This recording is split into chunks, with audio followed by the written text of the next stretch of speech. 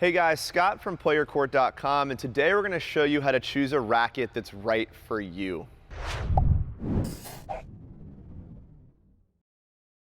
So today we're talking about how to choose the right racket for your game, and I want you to think about maybe the last time you've played and noticed on the court next to you a little old man that's maybe 90 pounds soaking wet with a big racket.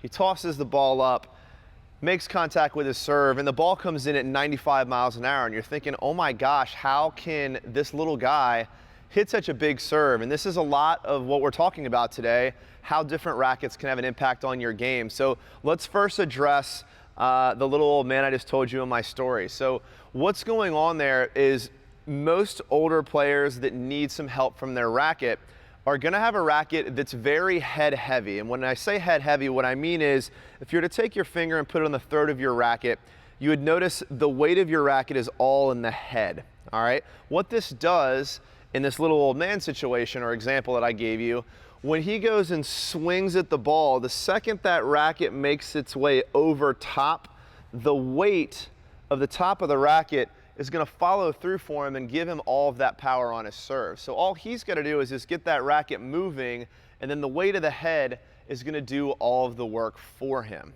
All right, so when you're shopping for rackets, I recommend Tennis Express. They're a great brand. They'll ship you some demos, and I do recommend absolutely that you demo some of these rackets. But when you're shopping online, looking for a racket that's right for you, you're going to notice a measurement called head light.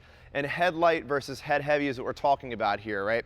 Head heavy is what that little old man had that made that racket do all of the work for him and add a bunch of power. Head light is going to be more of a player's racket or somebody that's got a bigger or longer stroke. And there's some guidelines that I want you to follow when you're thinking about what racket to purchase here.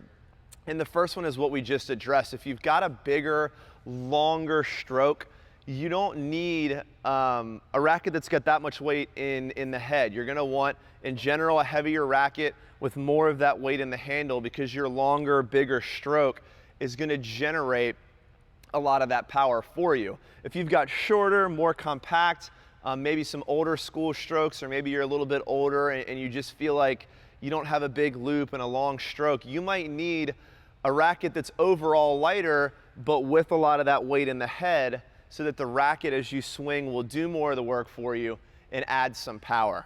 So another guideline you want to look for and pay attention to when you're shopping for rackets is how big the racket face is.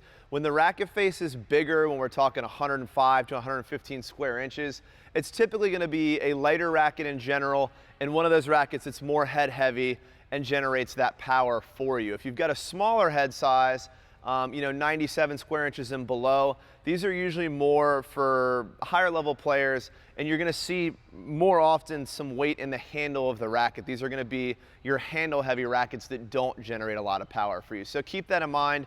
You can find a racket as light as 9 ounces, as heavy as 12 ounces, but anything over about 11 ounces is usually going to be more handle heavy and designed for players that are more comfortable generating their own power. So you may be saying to yourself, Scott, this is cool information, but how much does this really matter? You know, if I switch to a racket that's really dialed into my game, is this actually going to make a big difference? And the answer is absolutely yes. I've worked with a lot of students that in the middle of a racket switch, they started missing balls they normally made just because the racket was giving them a little bit more or a little bit less power than they were used to. So take this seriously when you're shopping for a new racket. Really demo a lot. Again, Tennis Express will ship you a box of demos that you can sort of check out before you have to commit. So demo a couple of rackets, pay attention to these guidelines, and make sure that you pick the racket that's perfect for your skill level. I hope you enjoyed this video and that it'll help you choose a racket that's right for your game. And remember, at Play Your Court, all we want to do is help you improve your tennis game, but we don't know a ton about you. So do me a favor, click the button or the link below, answer some questions for us about your specific skill level, and we'll send you some video coaching that's dialed into your specific game. Just click the button or link below and we'll do the rest.